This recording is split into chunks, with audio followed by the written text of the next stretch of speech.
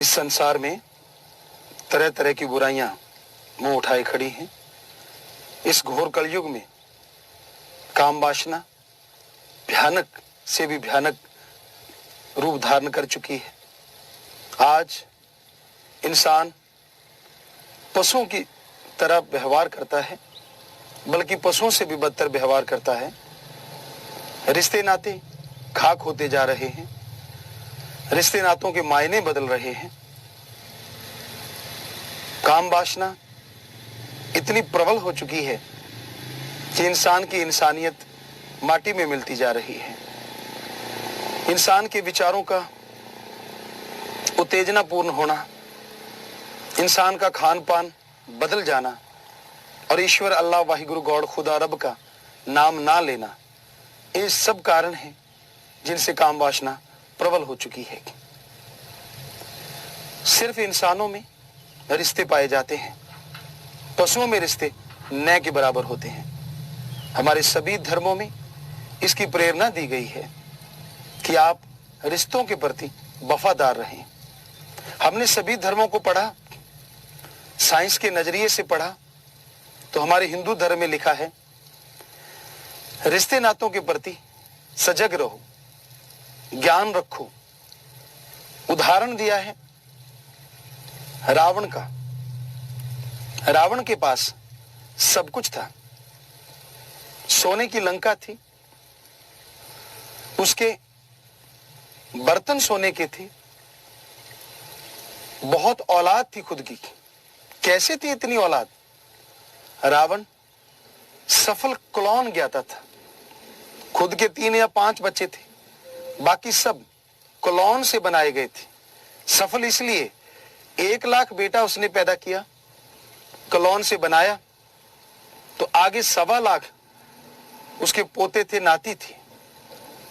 रावण हमेशा एटम परमाणु कंधे पे टांग के चलता था। रावण चारों वेदों का टीकाकार पंडित था। हमारे वेदों को संगीतमय बनाने वाला रावण था।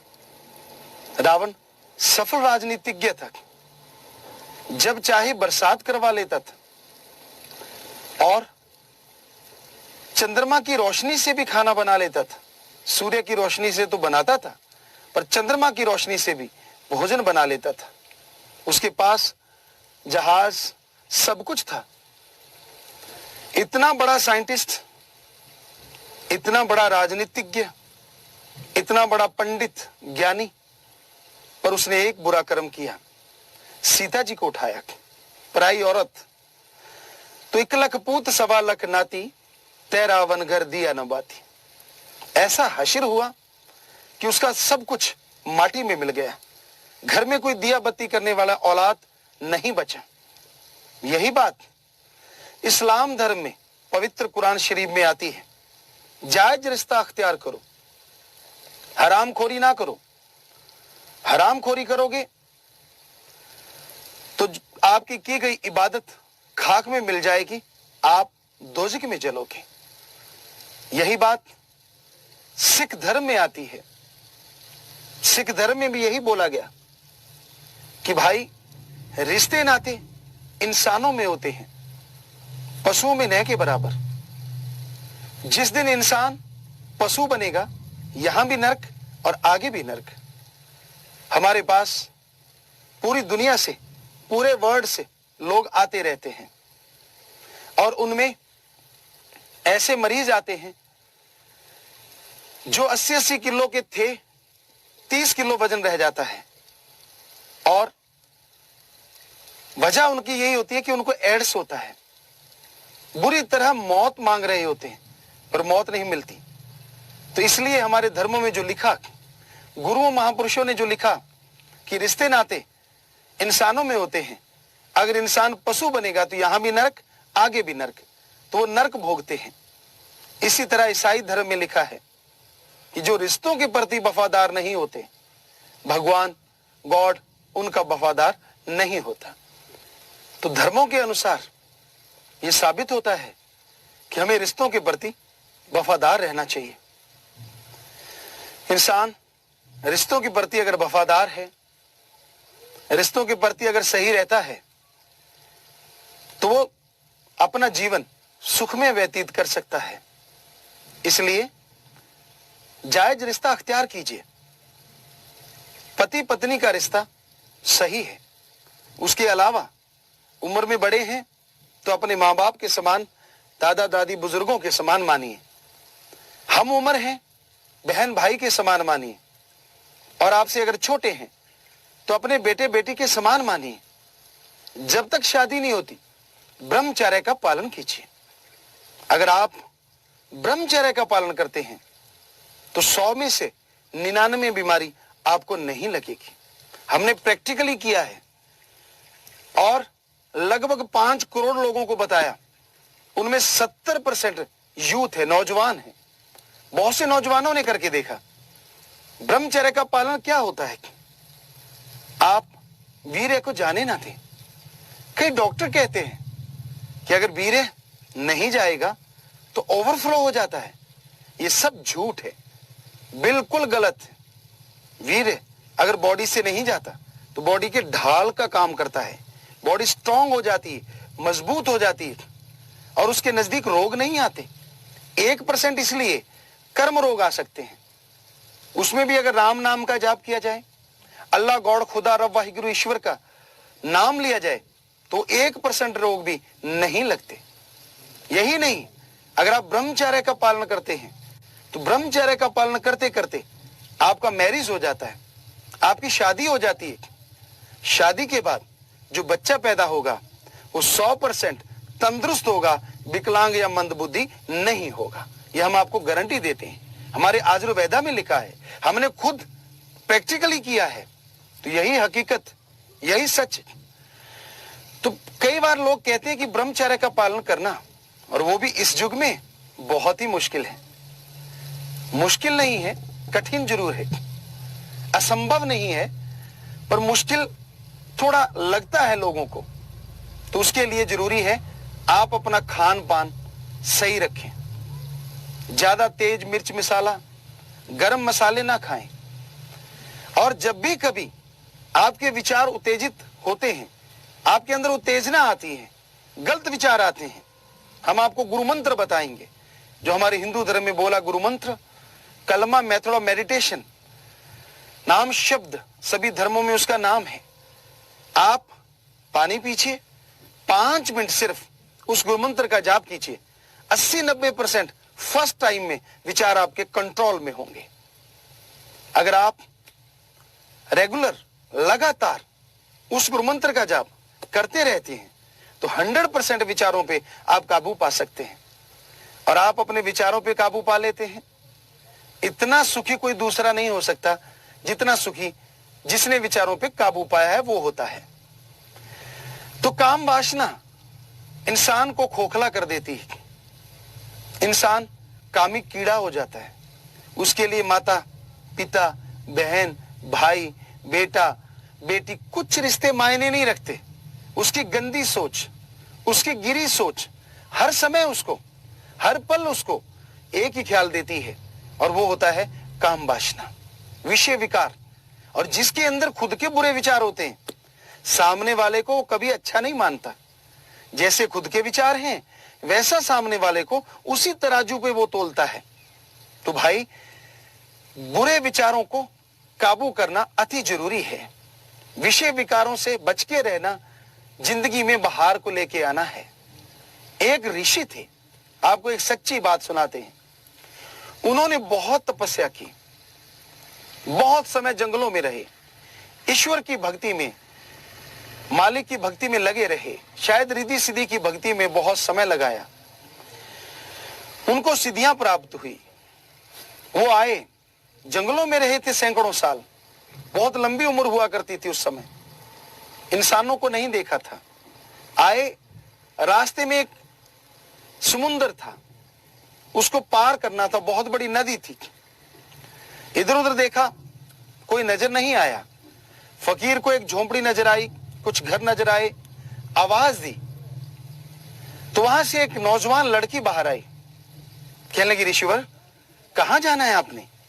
कि मैंने दूसरे छोर पे जाना है, वो लड़की कहने लगी मेरे पिताजी नहीं है, कोई भी नहीं। तो ऋषि कहने लगे क्या आपको नाव खेनी आती है? कहने लगी जी बिल्कुल आती है। तो आप हमें उस साइड छोड़ आए। ऋषि नाव में बैठ गए। लड़की नाव खेने लगी तो समुंदर के पास चलती हुई लहरें, ठंडी बहती हुई पवन, एकदम ऋषि के अंदर बुरे विचारों ने तूफान खड़ा कर दिया। काम वासना प्रबल हो गई। तो ऋषि ने लड़की से कहा आप मेरे साथ गंधर्व विवाह करवाओ। लड़की बोली आप मेरे पिता के समान हैं, ऐसा मत बोलिए।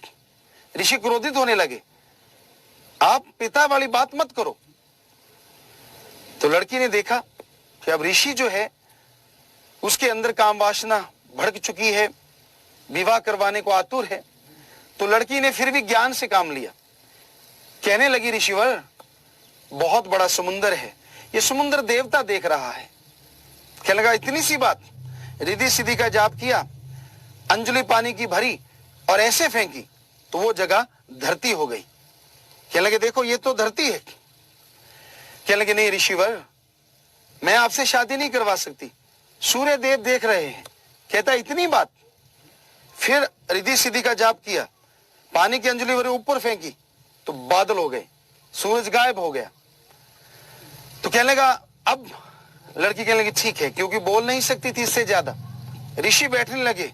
ओ अचानक देखा, ध्यान दिया अपनी तरफ, सारी रिद्धि सिद्धियां, सारी भक्ति जो सैकड़ों सालों में कमाई थी एक पल में गायब हो गई। जार जार रोने लगे, तड़फने लगे। तो भाई ये जो विषय विकार हैं, काम वासना है, ये बड़े बड़े लोगों को गिरफ्त में ले लेती है। इसे काबू करना आसान नहीं होता। उस मालिक की माया का जब काम वासना रूप धारण कर लेती है तो फिर कोई रिश्ते नाते नहीं रहते, सब गायब होते चले जाते हैं। सिर्फ और सिर्फ रिश्ते रह जाते हैं नर और मादा का, स्त्री और पुरुष का। सैकड़ों साल पहले हमारे गुरुओं ने, संतों ने यह फरमाया था ऐसा घोर कलयुग आएगा, ऐसा भयानक समय आएगा जब रिश्ते नाते गायब हो जाएंगे। रिश्ता रहेगा स्त्री और पुरुष का। आज वो समय आ गया है। आज ज्यादातर रिश्ते खत्म होते जा रहे हैं। जैसे जैसे रिश्ते खत्म हो रहे हैं वैसे वैसे दुख दर्द परेशानियां बीमारियां बढ़ती जा रही हैं। इसलिए रिश्ते नातों को कायम करना है। खास करके भारत में हमारी संस्कृति है कि रिश्ते सही रहें।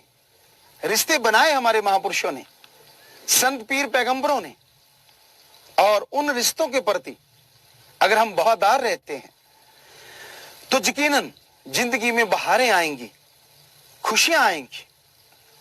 हमने बहुत साल पहले ये बोला था, शायद 80 में, 1980 या 1990 में भी बोला था, और लगातार बोलते आ रहे हैं कि आप बेटी को गर्भ में ना मरवाएं। अगर बेटियां खत्म हो जाएंगी, बेटे की चाह में आप बेटियों को खत्म करते चले जाएंगे तो बेटे इतने हो जाएंगे कि बेटियां कम होने की वजह से बेटों को शादी के लिए लड़की नहीं मिलेगी। तब गुंडागर्दी फैलेगी। बहुत साल पहले ये बात कही, लगातार कहते आए, पर लोगों ने कम अमल किया। ये नहीं कि अमल नहीं किया, बहुत फायदा हुआ है। नॉर्थ साइड में बहुत लोग लड़की को गर्भ में मारने से गुरेज करने लगे हैं, लेकिन फिर भी लड़कों के मुकाबले लड़कियों की गिनती कम है और गुंडागर्दी फैल रही है। ये विषय विकार, ये काम वासना प्रबल हो रही है। जगह जगह बलात्कार हो रहे हैं, जगह जगह लड़कियों की इज्जत लूटी जा रही है। इसका कारण क्या है? मां बाप भी इसमें दोषी हैं। वो अपनी बेटी को अबला नारी बनाते हैं, अपनी बेटी को बिल्कुल कमजोर बनाते हैं। नहीं, ऐसा नहीं होना चाहिए। आज वो टाइम नहीं है आप सोचें कि बेटी 7 पर्दों में रहेगी, आप सोचें कि बेटी अबला बने। नहीं, अपनी बेटी को स्ट्रांग बनाइए, शुरू से मजबूत बनाइए। हमने ऐसा एक मुहिम चलाई हुई है, हजारों लाखों लड़कियां सीख रही हैं उसे। उन लड़कियों को कराटे, यूडो, सेल्फ डिफेंस के लिए बहुत कुछ सिखाया जा रहा है। पर सबसे बड़ा सेल्फ डिफेंस है आत्म बल, विल पावर। और विल पावर बढ़ता है सुमरन से, भक्ति इबादत से। अगर सुमरन किया जाए, भक्ति की जाए, तो अंदर आत्म बल आता है, और जब आत्म बल आता है आदमी हारी बाजी जीत जाता है। तो सब लड़कियों को आत्म बल हासिल करना चाहिए, सब लड़कों को ब्रह्मचर्य सीखना चाहिए। सुमरन के द्वारा उससे बहुत रोगों से आप बच पाएंगे, आपकी जवानी बाहर ले आएगी। विषय विकारों से बचना आसान नहीं होता, पर अगर सुमरन किया जाए, भक्ति इबादत की जाए, तो बचा जा सकता है। कोई बड़ी बात नहीं। अगर आप सुमरन करें, लगातार भक्ति करें, ज्यादा नहीं, आप कम से कम 15-20 मिनट सुबह, 15-20 मिनट शाम को लगातार भक्ति करें, मालिक की याद में बैठें, तो उससे आपको आत्मबल आएगा। और आत्मबल जैसे जैसे बढ़ता जाएगा, आप टेंशन फ्री होते जाएंगे, आपके बुरे विचार दबते चले जाएंगे, पाक पवित्र विचार आएंगे। आप बिजनेस में, आप समाज में, आप अपने घर में सफल होते चले जाएंगे। लोग इज्जत की निगाह से आपको देखेंगे, आप योद्धा शूरवीर बनेंगे। अरे किसी गरीब को दबाना कोई शूरवीरता नहीं है, अपने बुरे विचारों को दबाना यह शूरवीरता है, यह महानता है। तो अपने बुरे विचारों से लड़ना अपने आप में बहुत बड़ी बात है। तो अगर आप वास्तव में जिंदगी का आनंद लेना चाहते हैं, लुत्फ उठाना चाहते हैं, तो आप भक्ति में जुड़ें, ईश्वर की भक्ति करने लगे। 15 मिनट सुबह निकाल लें, 15 मिनट शाम को। अगर ऐसा भी नहीं कर सकते, कोई बात नहीं, आप वॉकिंग करते हैं, आप सफर करते हैं, चलते जाइएगा, देखते जाइएगा, और जीबा से ख्यालों से अल्लाह गौड़ खुदा राम का नाम लेते जाइएगा। ऐसे भी मालिक भक्ति मंजूर कबूल कर लेते हैं। आप बाइक पे जा रहे हैं, चलाते जाइए, हाथों से एक्सीलेटर चलाना है, पांव से गियर बदलना, ब्रेक लगाना है। आज जीबा से ख्यालों से तो ब्रेक नहीं दबाने, आप जीबा ख्यालों से मालिक का नाम लेते जाइए। आप यहां जाना चाहते हैं, वहां भी पहुंच जाएंगे। मालिक की भक्ति होने से आपका आत्मबल बुलंदियों को छुएगा, अंदर बाहर से आपका फायदा है। अंतःकरण में असीम शांति आएगी, और बाहर जिस कार्य के लिए आप जा रहे हैं उसमें सफलता आपको लाजमी मिलेगी। विषय विकार इंसान को बर्बाद कर देते हैं, काम वासना इंसान को बिल्कुल खत्म कर देती है। तो इसलिए काम वासना से बचने का एकमात्र उपाय है मालिक का नाम जपना, प्रभु की भक्ति करना। उसके लिए आप ये मत सोचिए कि आप लेटे हुए हैं, बैठे हुए हैं, काम धंधा कर रहे हैं, नहीं, वो एक अलग बात है। कर्म करते जाइए, जीबा से ख्यालों से ज्ञान जोगी बनते चले जाइए, तो ये बुरे विचार धीरे धीरे आने बंद हो जाएंगे। एकदम से विचार काबू में नहीं आते। विचारों को काबू करने के लिए आपको समय देना होगा। जिस तरह आप कोई डिग्री हासिल करते हैं, ग्रेजुएट होते हैं, एमए की डिग्री हासिल करते हैं, मास्टरेट की डिग्री हासिल करते हैं, उन डिग्रियों के लिए आप जिंदगी के कम से कम 20-25 साल लगाते हैं। तो क्या भगवान के लिए आपको 10-20 महीने नहीं लगाने चाहिए? ज्यादा समय नहीं, कम से कम 10-20 महीने लगा के देखिए। हम आपको गारंटी देते हैं, आप घंटा सुबह घंटा शाम अगर अल्लाह मालिक का नाम जपेंगे तो आपके विचार भी काबू में आ जाएंगे, और आपके अंतःकरण में असीम शांति आएगी, और बुरे विचार हमेशा के लिए आपसे दूर हो जाएंगे। ईश्वर का नाम लेना मुश्किल नहीं है। कोई धर्म नहीं छोड़ना, कोई पहनावा नहीं बदलना, कोई घर बार नहीं छोड़ना। अपने घर परिवार में रहते हुए, घर परिवार में ऐसा आप रहिए, जैसा दिल करता है वैसे कपड़े पहनो, कपड़े भी नहीं बदलने। कोई घर बार छोड़ के जंगल पहाड़ उजाड़ में नहीं जाना। बस आपको शब्द बताएंगे, उन शब्दों को धारण कीजिए। जैसा मर्जी पहनावा, जैसा मर्जी खान पान, बस उन शब्दों का अभ्यास चलते काम धंधा करते हुए आप निरंतर करते रहिए। यकीनन यकीनन आप विल पावर हासिल कर लेंगे, आत्मबल हासिल कर लेंगे। और जब आत्मबल आएगा, आप करैक्टर के भी बहुत हाई हो जाएंगे।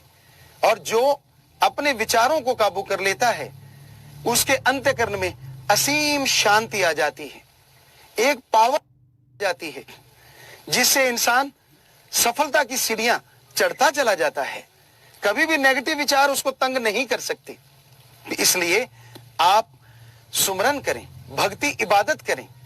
काम वासना जितनी भी प्रबल हो, विषय विकार होते हैं, क्योंकि जवानी है, समय ऐसा होता है, उम्र का तकाजा है, खून का सर्कल, ब्लड जो चलता है वो इस तरह से चलता है, दिमाग में सोच इस तरह की आती है।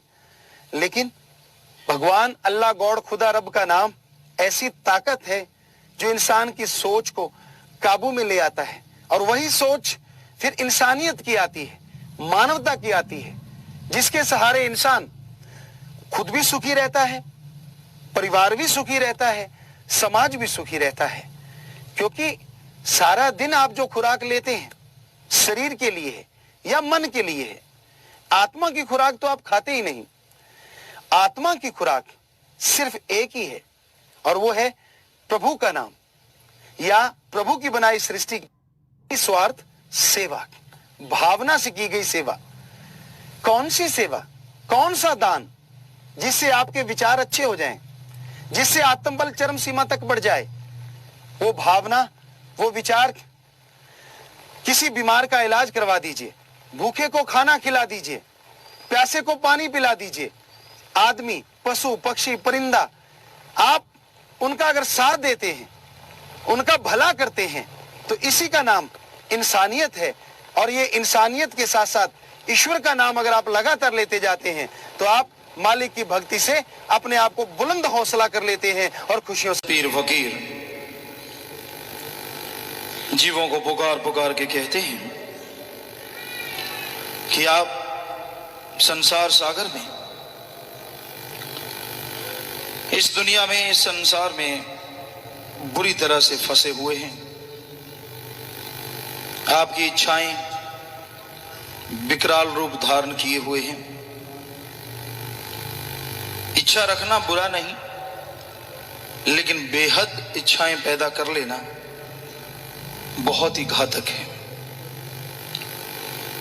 आदमी एक इच्छा रखता है, भगवान से दुआ, प्रार्थना, विनती, अरदास करता है, और वो परमात्मा दया में रहमत का दाता दया मेहर करता है, तो इच्छाएं पूर्ण हो जाती हैं।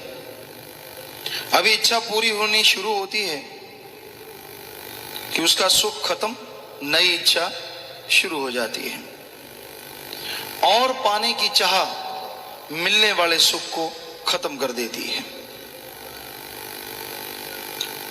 जो आदमी के पास है उसका सुख नहीं लेता, जो पास में नहीं है उसके लिए दुखी ज्यादा रहता है। खाने को मिला, अच्छा परिवार है, शरीर है, अच्छा घर है, चलो रहने को जगह है, सब कुछ तो मिल गया, बच्चे भी हैं, खाने पीने का सामान भी है, और सिर पे छत भी है। लेकिन फिर भी पेट नहीं भरता, फिर भी तमन्नाएं, फिर भी इच्छाओं का मकड़ जाल इस तरह से आदमी को जकड़ लेता है कि आदमी उसमें फंस के तड़फता है। मन और हवा देता है, जैसे आग जलती उसमें कोई पेट्रोल डाल दे, बिल्कुल उसी तरह आदमी सोचता है, मन हवा दे देता है, और कभी संतों के वचनों को मानने नहीं देता। संत कहते हैं कि भाई हद से ज्यादा दुनिया में फंसेगा, धन दौलत के लिए पागल बनेगा, तो तेरा मन तुझे तड़पाएगा, सुख शांति से दूर ले जाएगा और तुझे परमानंद या शांति आने नहीं देगा।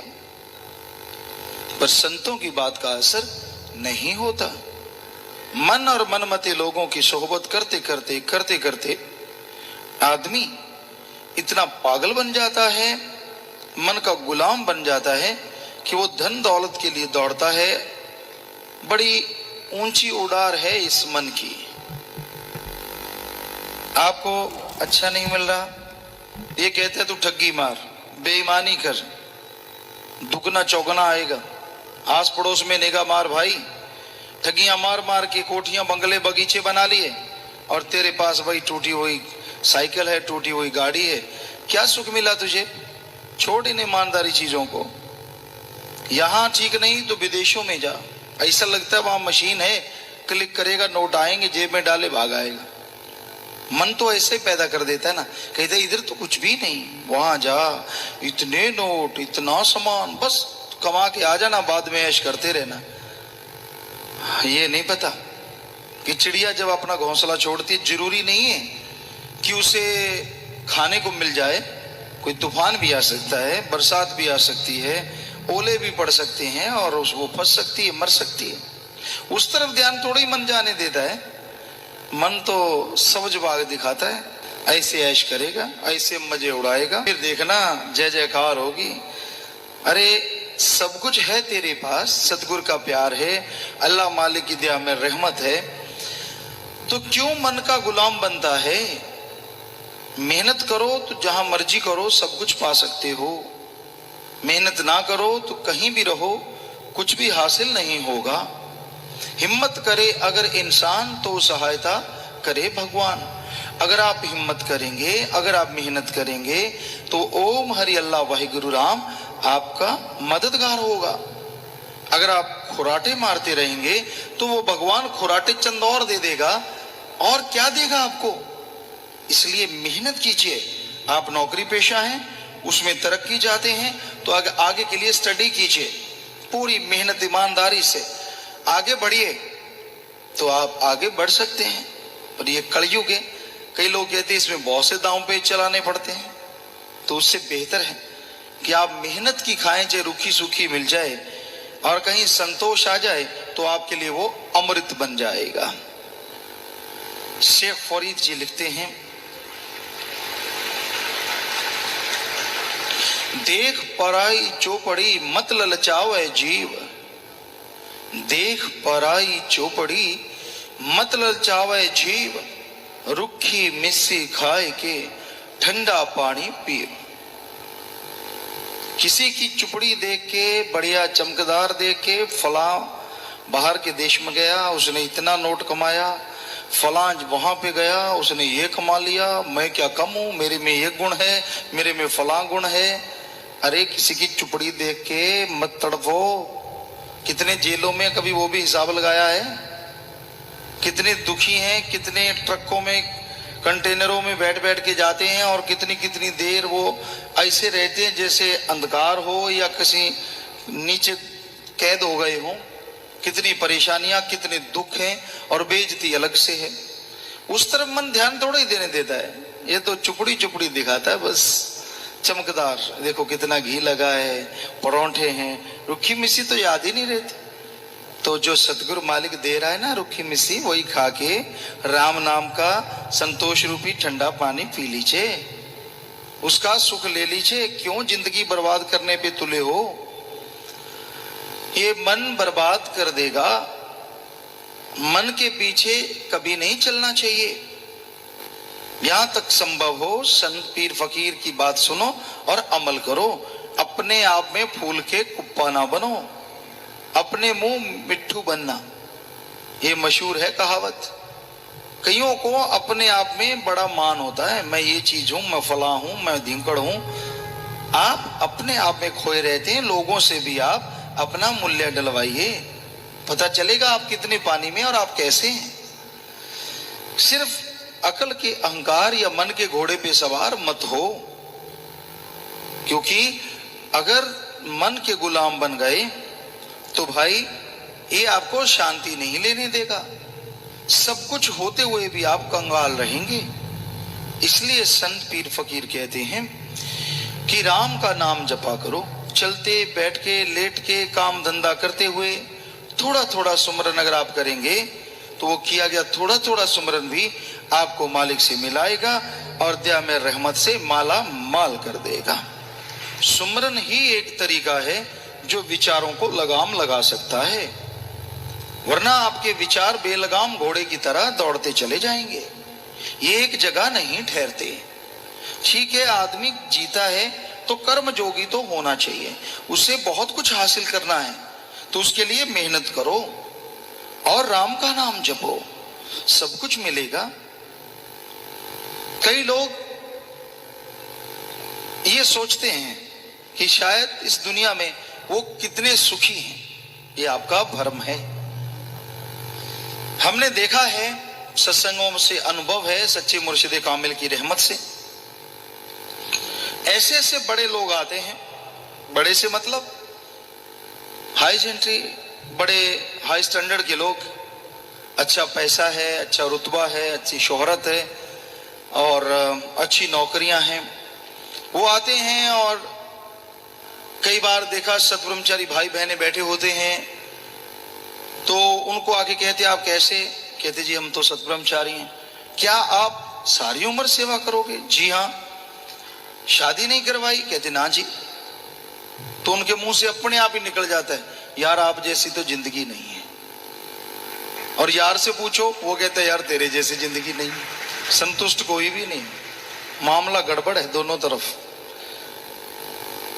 संत कहते हैं इस कलयुग में जो त्यागी तपस्वी बन गया उससे बड़ा कोई मेडल दुनिया में है ही नहीं। इस कलयुग में अपनी भावनाओं को कंट्रोल करना कोई छोटी मोटी बात नहीं है। जो इस भयानक युग में सतब्रह्मचारी यानी सब कुछ त्याग देता है एक अपने सतगुरु अल्लाह राम के लिए, ये कोई छोटी मोटी बात नहीं है, बेमिसाल बहुत बड़ी बात है। और ये भी वचन कि ऐसा तो त्रिलोकी में जीवन नहीं है। लेकिन जिसका मन तंग करता है, जो सुमरन करता ही नहीं, संतों के वचनों पे अमल करता ही नहीं, चाहे वो गृहस्थी है चाहे वो त्यागी है, चाहे वो त्याग में रहे चाहे गृहस्थ में रहे, सुखी नहीं रहेगा। तो ये हमने देखा है कि आदमी संतुष्ट नहीं होता। गृहस्थियों को तो ये रहता यार कहाँ पंगा लिया है, सारा दिन लगे रहते हैं, कभी बच्चे के लिए ये ला दो, कभी पत्नी के लिए वो ला दो, कभी आगे का इंतजाम कभी पीछे का इंतजाम, गधे की तरह बोझ ढोते रहते हैं, थक जाते हैं, आगे सोते हैं, सुमरन नाम की तो चीज ही नहीं। ये बड़े मजे लेते हैं, कमाल है इनकी। और इनके मुंह भी कईयों के ऐसे फूले रहते हैं जैसे गुब्बारे में हवा भर दी हो। क्यों? मन की वजह से। मन तंग कर रहा है, मन तो लाठी चढ़ा देता है, यही तो पंगा है। और मन से लड़ना है ही नहीं, सुमरण करना ही नहीं, सेवा करना ही नहीं, इधर उधर फलां ढींकड़ के ख्यालात, तो आदमी शांति से कैसे रहेगा? तो भाई अगर आप घर गृहस्थ में हैं तो टेंशन मत लीजिए, बाल बच्चों का पालन करना है वो तो करना ही पड़ेगा, पीछा नहीं छूटेगा। जो पैदा किए हैं अब उनका पालन पोषण करना होगा, ये तो रीत है। जितना मर्जी चिल्लाते रहो, वो तो एक जमींदार ने कहा था किसी को, किसी आदमी ने कहा, वो बस में बैठा हुआ था या कहीं भी बैठा था जमींदार, पूरा हमें ख्याल में नहीं, तो वो कहने लगा कि मैं तेरे पे तुकबंदी करता हूं, तू भी मेरे पे करना। कहता कर देता हूं। तो वो जाट था बेचारा, सीधा साधा, तो वो दूसरे वाला तुकबंदी बनाता था, मीर भाई था। तो वो कहने लगा ए जाट रे जाट, तेरे पीछे बांधी खाट। कहता तू बोल। अब सीधा साधा जाट बेचारा बोले क्या? तो उसने काफी सोचा, गड़बड़ हो गई, ये तो कमाल कर गया, मिनट में मेरे पीछे खाट बांध गया, मैं क्या बांधूं इसके पीछे? तो वो कहने लगा मुगल मुगल तेरे पीछे बांधा उखड़। वो कहता कुछ जुड़ी नहीं। कहता जुड़ने का तो पता नहीं, पर तेरे टांगे तो तोड़ता रहेगा जो पीछे बांध दिया। तो वो वाली बात है भाई, बच्चे तो पैदा हो गए, घर गृहस्थ तो हो गया, चाहे जितना ची कर चाहे मी कर, उखड़ तो बंध गया। और जिनके नहीं बंधा वो कहते हम बंधवाना है, कहते हमारे जो टांगे वो सही क्यों है, हमने भी तुड़वानी है, तुड़वाओ तुड़वाओ, मजा आएगा। और फिर चिल्लाएगा कि मैंने उखड़ उतारना है, फिर नहीं उतरेगा। बतकवारी नाती है यही पछताओ, गुरु साहबान कहते हैं कि फिर वो बात नहीं बनेगी, जितना मर्जी जोर लगा लेना। तो ये मन के अहंकार को अपने ऊपर हावी ना होने दो। मैं ये हूं, मैं वो हूं, मैं फला हूं, और जिसने बनाया वो क्या है? तू क्या था और क्या बनाया, किसने बनाया, कभी सोचा है? परोपकार तो पल में बुला देता है आज का आदमी, 1 मिनट में। अरे क्या था तू, सोच, क्या करता फिरता? दिहाड़ी मजदूरी करता, पाइपें कसता फिरता, और क्या करता? नहीं सोचता उस बारे में, नहीं ध्यान देता उस तरफ कि जिसने बनाया है वो अगर बना सकता है तो वो वापस भी ले सकता है। इसलिए उसकी दया में, रहमत में रहो। बढ़िया है, गृहस्थी हो तो मेहनत करो, ठीक है, और राम का नाम भी टाइम से जरूर जाप किया करो। 15 मिनट, आधा घंटा सुबह, ऐसे शाम को सिमरन करते रहो, और बाल बच्चों के लिए मेहनत और अपने शरीर के लिए मेहनत करते रहो, और जो नियम है नियमानुसार जीवन व्यतीत करो। ऐसे ही सत्ब्रह्मचारी है, उनको तो फिक्र ही नहीं, बनी बनाई रोटी मिल जानी है, और ना कोई बाल बच्चे ने आके कपड़ा खींचना, पापा मेरे लिए ये ला दो वो ला दो, बल्कि सारी उम्र बच्चे बने रहना है, चाहे बुजुर्ग हो जाओ चाहे छोटे रहो। खा लिया, पी लिया, निकाल लिया, बस 3 ही काम है। और बाकी अगर सेवा कर लो तो आपका नहीं, आपकी वंश का ही नहीं, कुलों का उद्धार होता चला जाएगा। जाओगे जब ओढ़ने भागे तब तो होगा ही होगा, लेकिन जीते जी जो सेवा कमाते हैं और लगन से कमाते हैं, जीते जी उनकी कुलों का उद्धार होना शुरू हो जाया करता है। इसलिए मन के अहंकार में ना आओ, बचो अपने मन जालिम से, लड़ो अपने मन से, और बचो मन मते लोगों के टोटके से। वो टोटके देते हैं, आके दुनिया में घूमते रहते हैं, तरह तरह की बातें इकट्ठी करते और आपके कान में छोड़ जाते हैं, और आपको लगता है ये तो बहुत बढ़िया बात है। अरे वो तो पागल हुए हैं, उनका हाल बुरा हो चुका है, और आपने हाल बुरा देखा नहीं, आपने सुखी सुख देखा है, आपसे दुख झेला नहीं जाएगा। इसलिए सुख शांति में रहने में मजा है। यानी राम नाम के दायरे में रहिए, मालिक की भक्ति इबादत कीजिए, सेवा जितनी हो सकती है करो, तो सुखी सुख है। कम कर सकते हो कम करो, और सेवा सुमरन में परमार्थ में फायदा है। तो आदमी को परमार्थ करना चाहिए। जैसे विवाह शादियां होती हैं, उसमें शराब पे भी हमने देखा बड़े बड़े घरों में तो लाखों रुपए खर्च हो जाते हैं, और आम घर में भी 5-7 हजार तो रगड़ी देते हैं शराब में। और कितना अच्छा है कि आज नौजवान यहां आश्रम में आते हैं, 2.25 करोड़ में से रोजाना शादियां होती रहती हैं लगभग, तो उनमें नौजवान आते हैं और वो 5,000, 10,000, 15,000 रुपया दीन दुखियों की, अनाथ लाचारों की सेवा में, उनके इलाज में यहाँ पे जमा करवाते हैं और उनका इलाज करवाते हैं। क्या ये सतयुग नहीं, ये कलयुग की तो बात नहीं लगती कि कोई आदमी विवाह शादी का पैसा शराब मांस की बजाय दीन दुखियों की मदद में लगाए। वाकई सतयुग है उनके लिए, और बना देता है मालिक। आदमी बीमार है, बुरा हाल है, डॉक्टरों को लाखों रुपए लगेंगे, वो हिसाब किताब नहीं है। परमार्थ करना पड़ जाए तो मर जाता है, बुरा हाल हो जाता है, भूल जाता है कि मालिक ने अगर 1000 का या 10-20 हजार का प्लाट दिला के करोड़ों का कर दिया, वो तो उसने किया है। कुछ तो शर्म कर, कुछ तो अकल की तरफ ध्यान दे कि क्या करेगा जब फूंक निकल गई, क्या साथ ले जाएगा? जिसे मेरा मेरा करते मुर्गी के अंडे की तरह चारों तरफ छिपाए रखता है पंखों में, क्या वो साथ ले जा पाएगा? अरे परमार्थ करेगा तो तेरी आने वाली पीढ़ियां भी सुख शांति से जीवन जी पाएंगी। क्योंकि दीन दुखियों के, गरीबों के, बीमारों के इलाज में लगाया गया धन, सृष्टि की सेवा में लगाया गया धन सच्चा दान होता है, और जो आने वाली पीढ़ियों के सुख शांति में वृद्धि करता रहता है, बढ़ोतरी करता रहता है। इसलिए अकल के अंधे ना बनो, मन के गुलाम ना बनो, परमार्थ करो। परमार्थ, परमार्थ सुमरन भी है, दूसरे की बात करके मदद करना भी है। परमार्थ किसी को दुख दर्द में तड़पता देख के बातों से उसका दुख दर्द दूर करना, यह भी परमार्थ है। और अगर आप धन से परमार्थ कर सकते हैं, किसी का किराया भर के शराब छुड़वा दो, नशे छुड़वा दो, बुराइयां छुड़वा दो, सारे घर को स्वर्ग बना दिया, और वो जो पैसा लगा सारा परिवार आपको दुआएं देगा, कैसे दुआ आपको नहीं लगेगी, कैसे आशीर्वाद आपको नहीं मिलेगा। और कोई बीमार है, बेचारा लाचार है, दिहाड़ी मजदूरी करके खाता है, लेकिन बीमार हो गया, घर का खाना बंद हो गया, बच्चे रोते हैं, चिल्लाते हैं, इनके बच्चे भी ज्यादा ही होते हैं, तो वो तड़पते हैं बेचारे, तो उनका इलाज करवा दीजिए। वो जो पैसा उनके इलाज पे लगा और वो फिर से गाड़ी पटरी पे आ गई, वो फिर कमाने लगा, तो परिवार वाले आपको दुआएं जरूर देंगे। और दिल से निकली दुआ या बद्दुआ कभी खाली नहीं जाती। इसलिए गुजारिश, आपसे प्रार्थना कि आप परमार्थ में ध्यान जरूर दिया करो।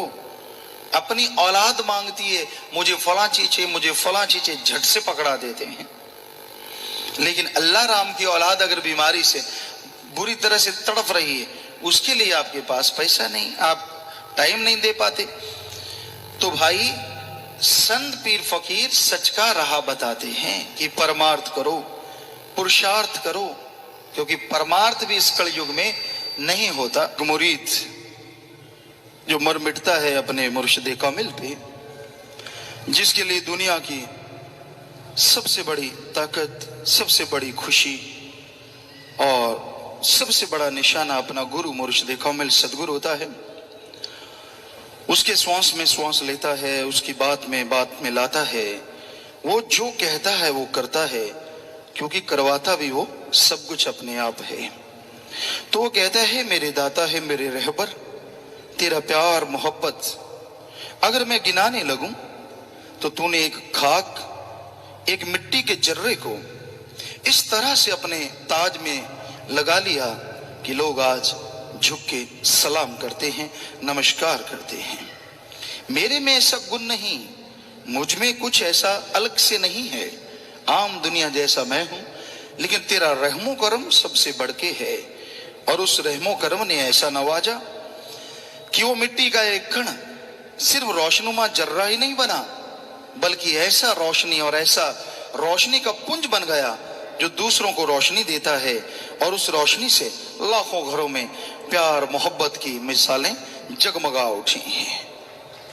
हे मेरे रहबर, हे मेरे दाता, तेरे प्यार, तेरी मोहब्बत का वर्णन करने के लिए जुबान छोटी है, क्योंकि प्यार मोहब्बत की मसाल जो तूने जगाई है हृदय में, ये कभी बुझने ना पाए।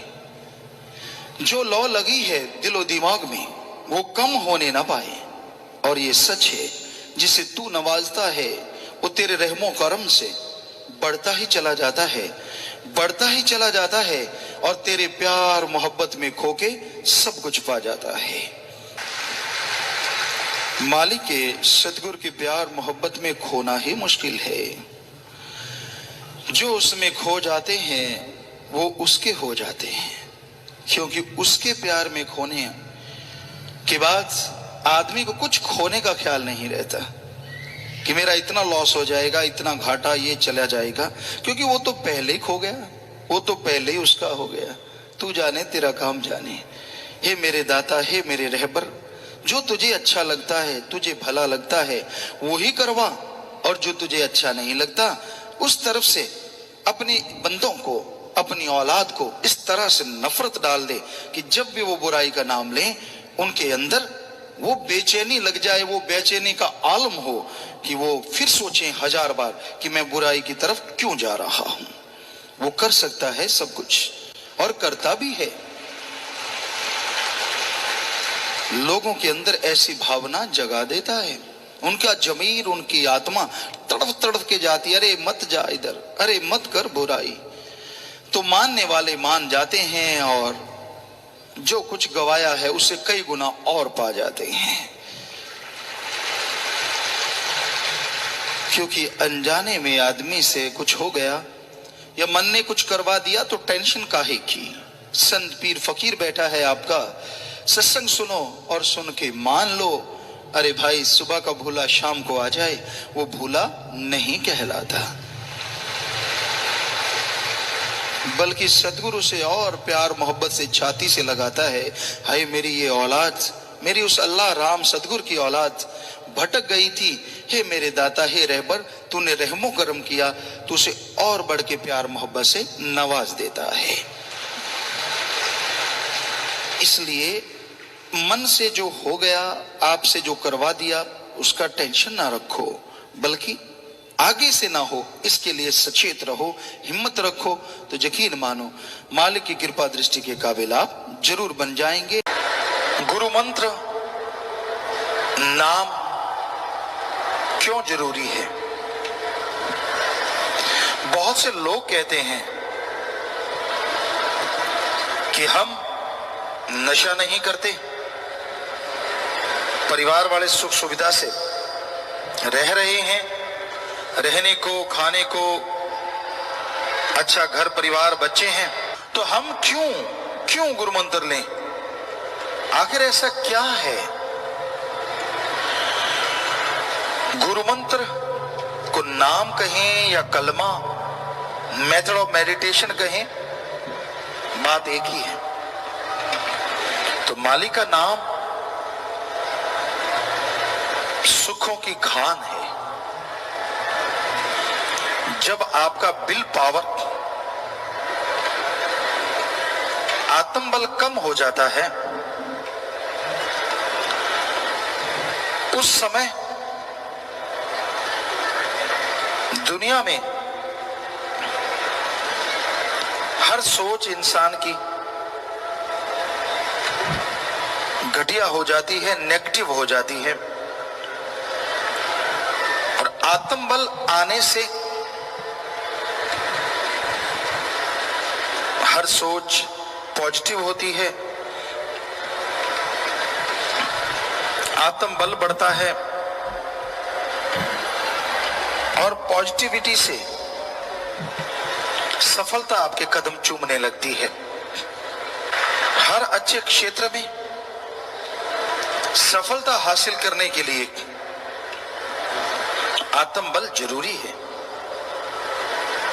पर आत्मबल का कोई tonic allopathy, homeopathy, Ayurveda, naturopathy किसी में उपलब्ध नहीं है। आत्मबल, विल पावर आप सबके अंदर मौजूद है। उस आत्मबल को हासिल करने के लिए, ग्रहण करने के लिए आप अपने अंदर झांकें, अंदर जाएं।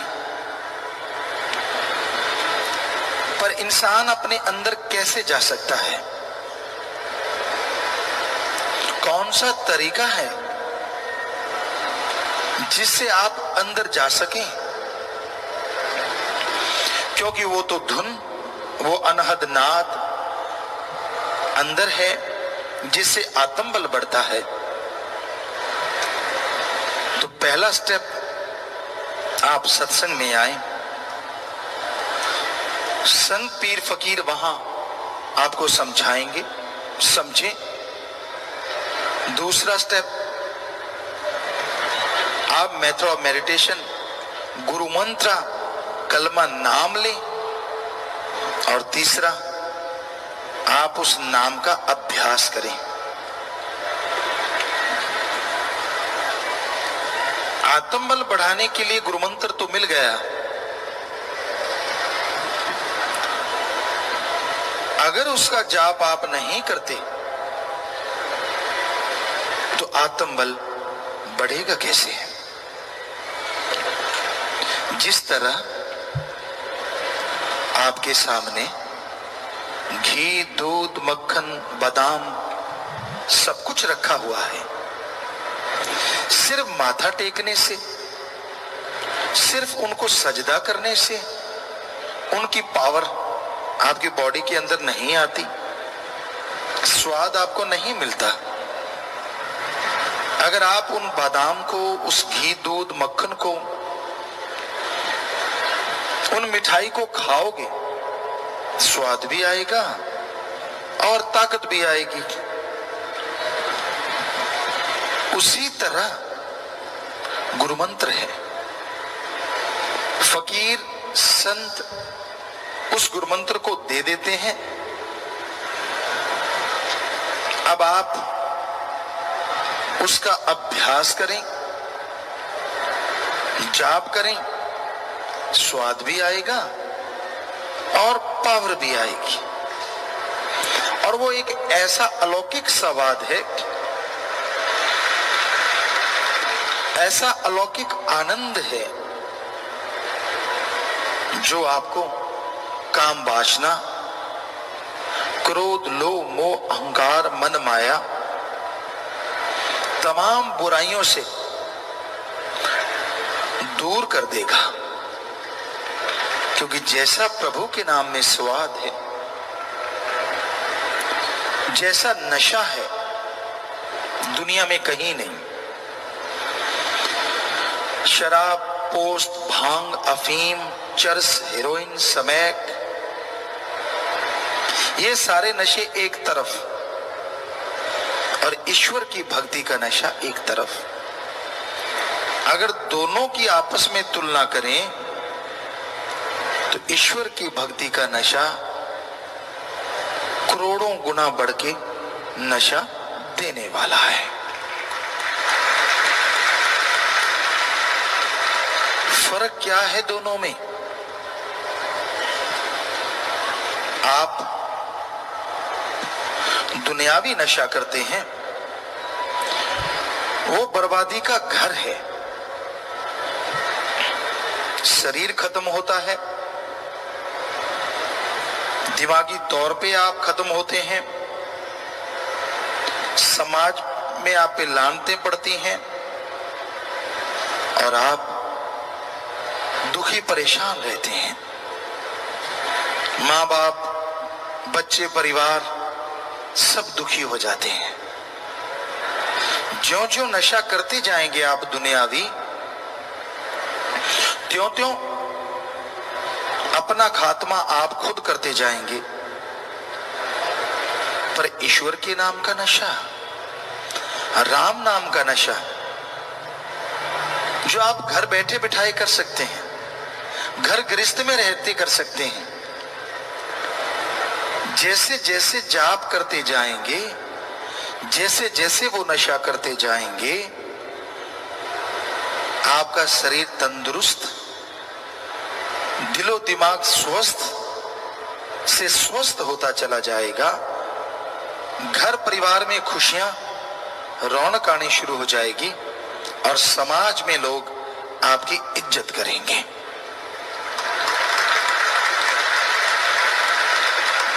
और ईश्वर का नशा लेने के लिए कुछ भी खर्च करने की जरूरत नहीं।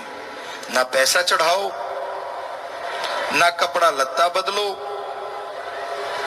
ना जमीन जायदाद, ना नोट बोट का चक्कर। आप जुबान से ईश्वर की भक्ति करें और हाथों पैरों से कर्म जोगी बने। अच्छे कर्म करो, चाहे वो शारीरिक मेहनत हो, चाहे दिमागी मेहनत। अगर अच्छे कर्म करते जाओगे, साथ में प्रभु का नाम लेते रहोगे, तो जिंदगी की मुश्किलें आसान होती जाएंगी। आपके रास्ते में जो भी कांटे आते हैं वो फूल बन जाएंगे। आपके दिलो दिमाग में जो भी नेगेटिविटी है, भक्ति से, इबादत से वो पॉजिटिव रेज आने शुरू हो जाएंगी। कई बार आदमी अपनी आदतों से मजबूर होता है। कई किस्म के लोग हैं इस दुनिया में, पर ज्यादातर लोग जो दिखते हैं वो होते नहीं। ये हमने 5-7 करोड़ लोगों को देखा, उनसे मिले, ज्यादातर का ये हाल होता है। जो बोलते हैं वो होते नहीं, और जो होते हैं वो बोलते नहीं। सारे एक जैसे नहीं होते। अच्छे लोग भी हैं, भले लोग भी हैं, जो नेकी भलाई करते हैं और नेकी भलाई को दुनिया तक लेके जाते हैं। पर कुछ ऐसे गिरी सोच के लोग होते हैं जो अच्छाई में त्रेड़ ढूंढते हैं। उनका काम होता है नंबर बनाना, कि मेरे नंबर बनने चाहिए, किसी की भावना को ठेस लगे तो लगे। हम आपको कहा करते हैं, एक दीवार पे प्लास्टर किया हुआ है सीमेंट का, वहां चींटी दौड़ रही है। वो चींटी ये देखने नहीं आई कि दीवार कितनी खूबसूरत है, चींटी ये देखने आई है कहीं त्रेड़ मिल जाए तो घुस जाऊं। सो इस तरह के भी लोग होते हैं। लेकिन राम नाम में तो कोई त्रेड़ होती ही नहीं, ना तो कोई वहां पैसा लिया जाता है, ना धर्म जात मजहब छुड़ाया जाता है, ना किसी से कोई जोर जबरदस्ती होती है। आप जिस मर्जी धर्म में रहें, जो मर्जी पहनावा पहने, आप धर्म मजहब में रहते हुए ईश्वर की भक्ति कर सकते हैं। आप धर्म मजहब में रहते हुए